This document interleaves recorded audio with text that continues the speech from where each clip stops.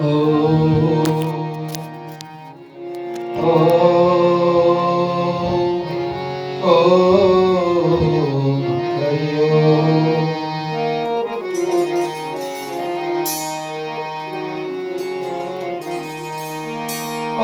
वक्रतुंड महाकाय सूर्यकोटि समप्रभा निर्विघ्नं कुरु मे देवा सर्वकार्येषु सर्वदा। ओम सर्वमंगलमांगल्ये शिवे सर्वार्थसाधिके शरण्ये त्र्यंबके गौरी नारायणे नमोस्तुते।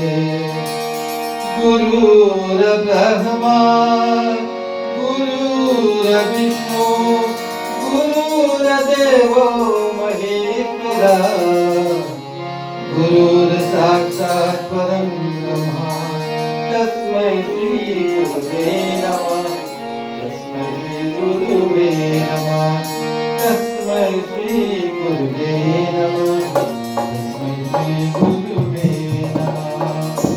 चंद्रो श्यावर रामचंद्र द्वार की जय।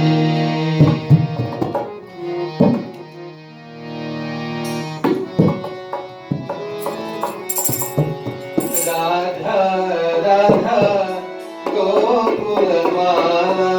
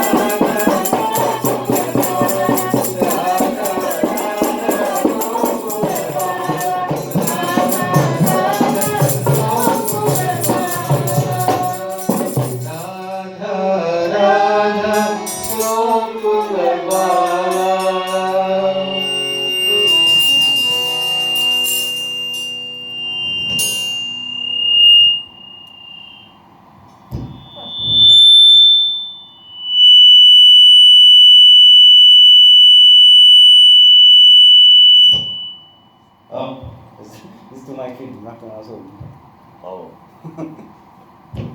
Should be good.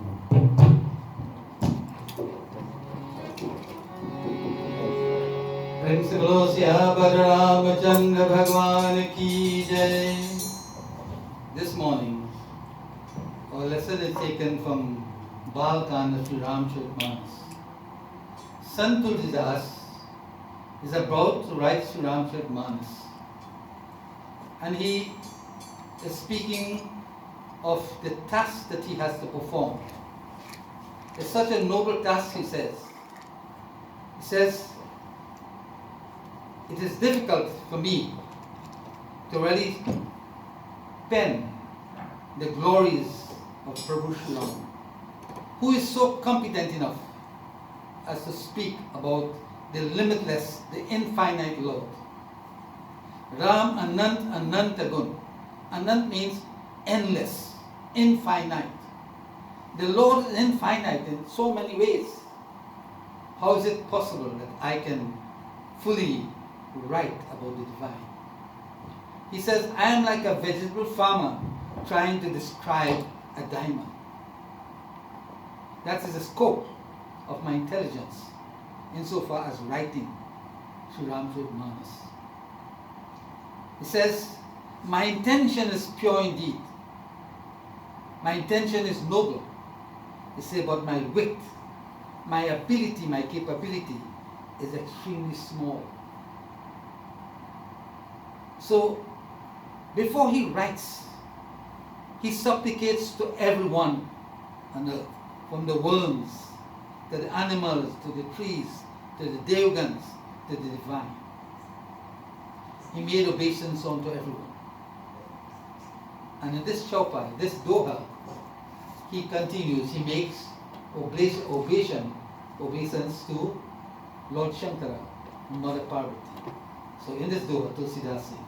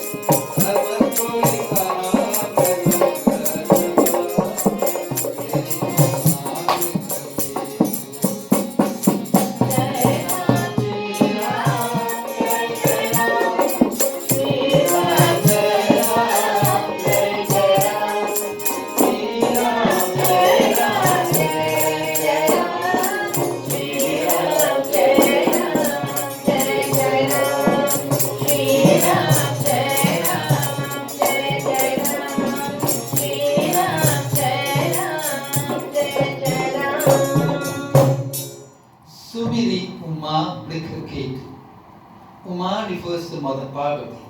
Brikaketu refers to Lord Shiva. So he says, invoking Gaurima and Lord Shankara, he says, I bow in reverence to your lotus-like feet. Jasamanas, or Abasoi Kaha Prasangasa. He said, I now proceed to give a full account of all these topics pertaining to Sri Ramcharitmanas. He says, Jasmanas jehi biti bhayo jagapachar jehi hetu. He's saying, what the Sri Ramcharitmanas is all about, he says, that I am about to tell you.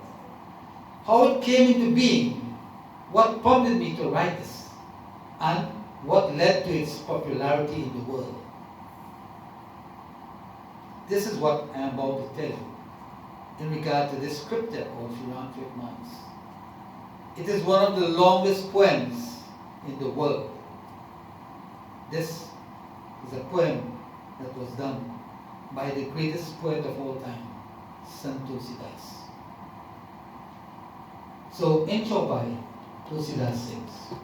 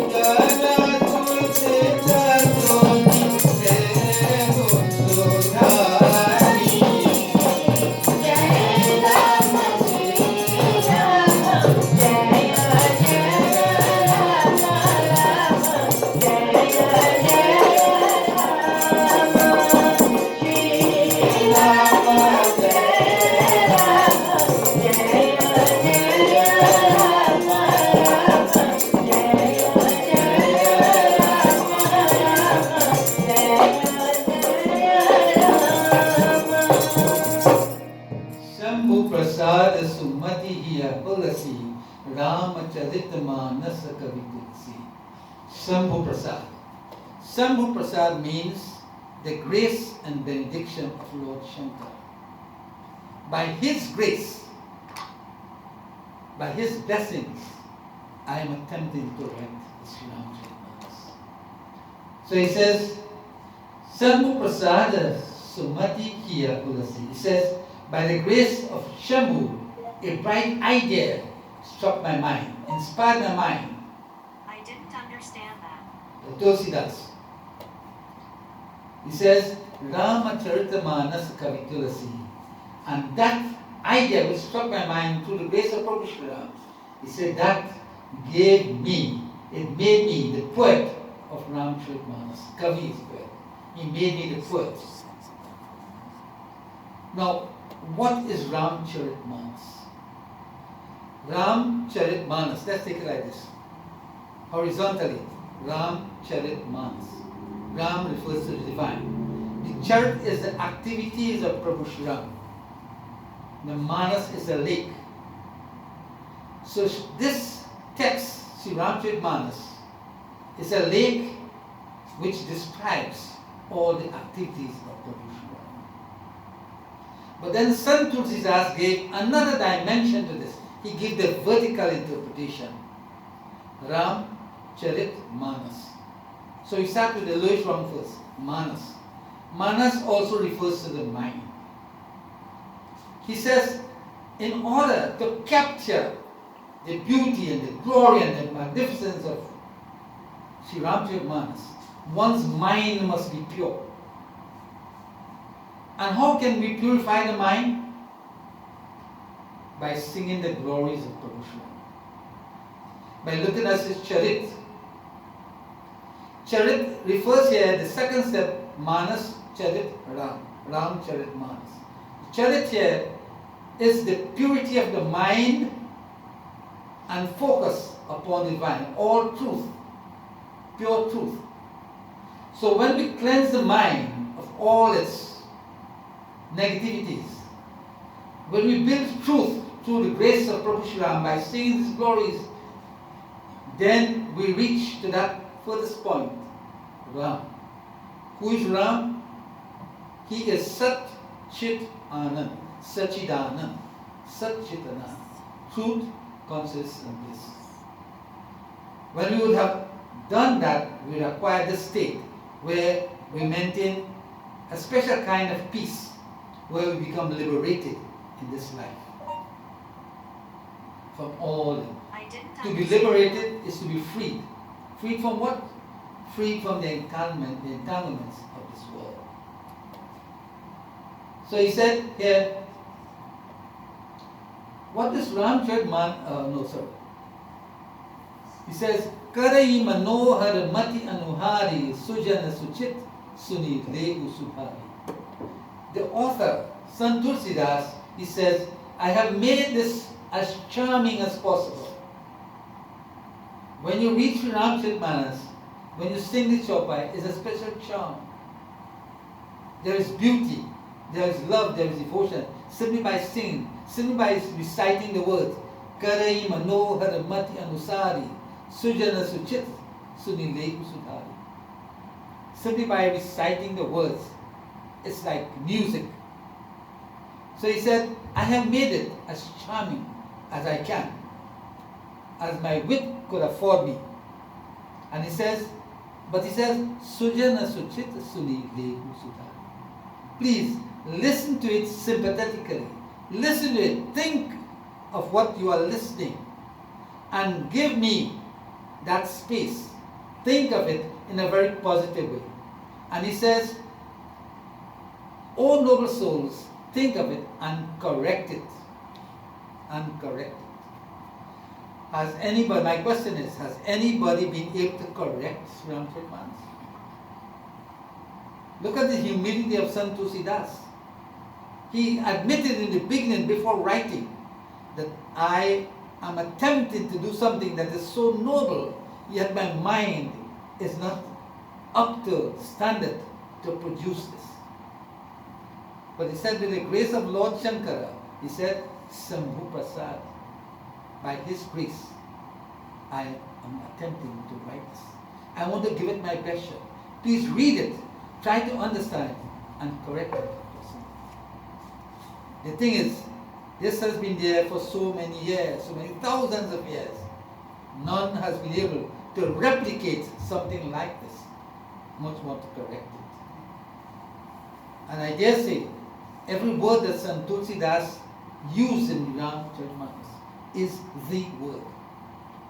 Every word that he used is the word. So in Chaupai, Tulsidas sings. He tells you how we should learn to appreciate Ramayana. In what way? There must be a certain way. You have to be in a certain kind of mood in order to appreciate and understand Sri Ramcharitmanas. He gave an idea. Tulsidas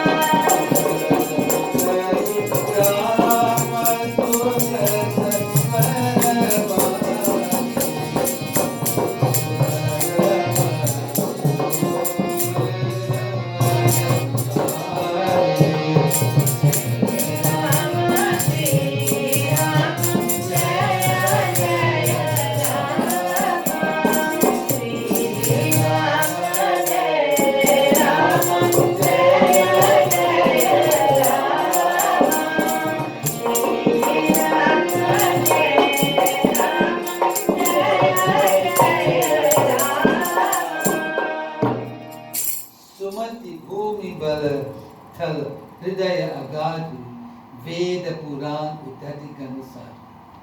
Now, this is written in such a way that he makes comparisons, so you have to understand that. And if you don't understand, you won't get the message. So I want to take my time and go through this. He says, Sumati Bhumi Thal Hriday Agadu. Bhumi is the earth, Hriday is the heart. Now he says, a refined intellect is the earth. What do you understand by that? The intellect is the discriminating faculty of man. When you are told something, when you read something, certain ideas come into your mind. And the discriminating faculty of the mind, the intellect, it tries to get into the nitty-gritty of all that you have read, all that you have seen. And having done that, it comes to a conclusion. Based on the facts that were presented, the intellect, it gets into each of it, into all the nicks and knacks of it, and gets a certain idea. And because of that, you get an idea of what that is all about. So he says that a refined intellect is the earth. Now why the earth? The earth, when you put a seed in the earth, what happens? You forget about that. But what does the earth do? It brings forth that seed into a beautiful tree. Flowers, leaves, fruits. Everybody enjoy that. This is what happened. The intellect is like the earth. You get something comes into the intellect, that idea. And then that idea, because of the intellect working through it, it brings it out in such that you get great fruits, great knowledge out of it. That is the fruits. I hope you get that. He says again, and the heart, Hriday Agadu, the heart is a fathomless depression. A depression is, let me say, a hollow. But he says a fathomless depression. Fathomless means you don't have depth, beyond depth. So the heart must be like that, to contain the glories of the divine. Because his glories are infinite, unending. So you have to have a big heart, you know. When you have a big heart, you accommodate everything. Good, bad, whatever, and it accommodates everything. So the heart must be like that, fathomless depression. He says, Veda Puran Uddhati Ghan Sadhu. Uddhati means the ocean. He said the Vedas and the Puranas are like the ocean, while holy men represent the clouds. The holy men are the sadhus. Veda Puran Uddhati Ghan Sadhu. Sadhu are the holy ones. Now how do we interpret that? He says the Vedas and the Puranas are the ocean, while holy men represent the clouds. Now, the clouds is really part of the ocean. Why do I say that? When the sun heats the ocean, it pulls up the water in a vapor form. Right? The water, because of the heat, it changes that water from a liquid state to a gaseous state, right? And that gas is pulled up, and that's what forms the clouds. The Vedas and the Puranas are that ocean. The sadhus are the intellectuals who absorb from this ocean the great teachings and they store it there. Get a picture? Yes. You see, if you don't understand, you won't appreciate the chopan, right? So just as the heat of the sun absorbs or transforms that water into vapor and pulls it up and forms clouds, the clouds store that same water they pick up there, it stores it up there. The sadhus pick up the same vapor which is in the form of knowledge and they store it here. continues in the Chopra. He says, Bar Shahi Rama Sujas Barabari Madhur Manohar Mangalakari. He says that the rain, that cloud turns into rain, and it rained down pure, sweet, agreeable, auspicious showers of Rama's excellent glory. When it goes there, it forms a cloud, but the cloud bursts and then rain falls. It comes back, the same water that it brings it out into a liquid form. When the rain falls, everybody enjoys it. Plants, animals, fishes, all aspects of life. Mother Nature puts on her new look, the greenery, the blossoms, the flowers. Mother Nature is bedecked with beauty and grace. When that knowledge falls upon the ordinary people, when they let loose that knowledge to the ordinary masses, they become bedecked with love and devotion, with purity. They begin to flower and to produce fruits also. Just like Mother Nature, when the rain falls. That rain is that knowledge that they have gathered and are now disseminating to the people on earth. That is the brilliance of Sant Tulsidas. He says, I have made this as palatable as possible, so that when you read it, you will enjoy it. It will bring forth greater meaning to your life. So in Chaupai, Tulsidas sings.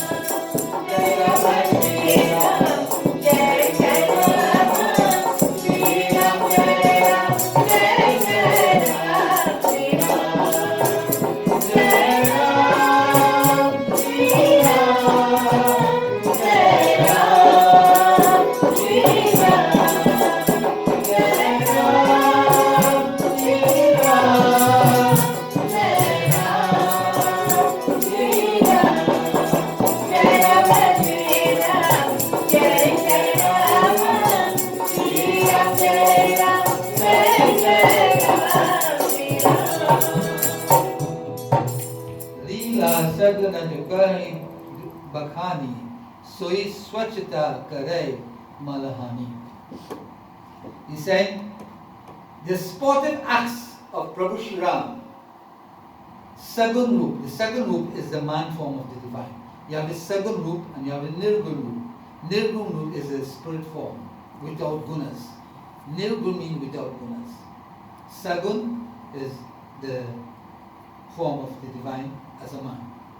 So he says, the spotted acts of this personal God, that such holy men, he said, they narrate in detail, are like the cleansing property of the rainwater.